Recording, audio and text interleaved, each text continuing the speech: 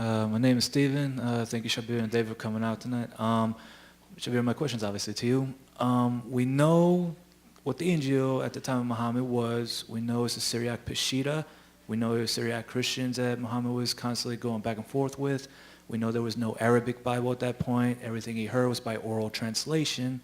So, and Muhammad's Khadijah's cousin was a monk who wrote the gospel in Hebrew as Allah wished. That's in Sahih al-Bukhari. So how can Muhammad come to affirm or fulfill something when he obviously contradicts it? Now, it is interesting that in the Muslim view, Muhammad is an inspired person from that time. God inspired him to proclaim a message, and the message came out in the form of the Quran as we have it now. And this Quran is actually proclaiming something about Jesus, which modern scholarship is actually recovering to be an earlier form of Christian preaching before Christians started to say and insist on the belief that Jesus resurrected from the dead. Moreover, there are indicators in the Christian writings now which go against the grain of the Christian preaching. So David is asking, well, how do you take one thing and ignore the other thing?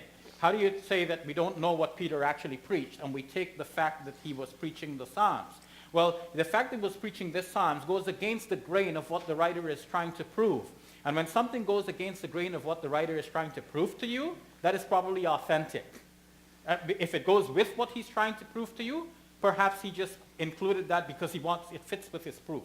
If it's against what he's proving, probably that's authentic. All of these Psalms and so on are there against the grain of what they were trying to prove. And the Isaiah text, yeah, that fits within the view that I've described as well, because Jesus, by being presumed dead, coming so close and being put in the tomb, in a way he's cut off from the upper world, which is the land of the living, as Jews would have perceived of it at that time. They would have thought that he went into Sheol. And but by God raising him up into heaven and keeping him there, we don't know in what state God keeps him in heaven, but in a way he's cut off from the land of the living here as well. As for the prophecies that indicate that another prophet will come, that too goes against the grain of what the writers were trying to prove. They were trying to prove that Jesus is the be-all and end-all. But we still see that there are indicators in the Bible, in both the Old and New Testaments, that someone else will come after Jesus. And we think that that one is the Prophet Muhammad, on whom be peace. Well, the one who said someone else would come, if you're talking about John, said that he was the Holy Spirit. So if you're going to the text and you're ignoring that, I don't know why you just don't throw out the text.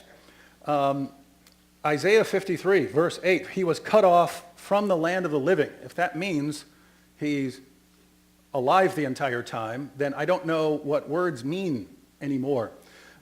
If the Quran over and over again, like a beating drum, tells Christians what to believe, don't believe that Jesus is God, don't believe that he's the Son of God, you pay for your own sins.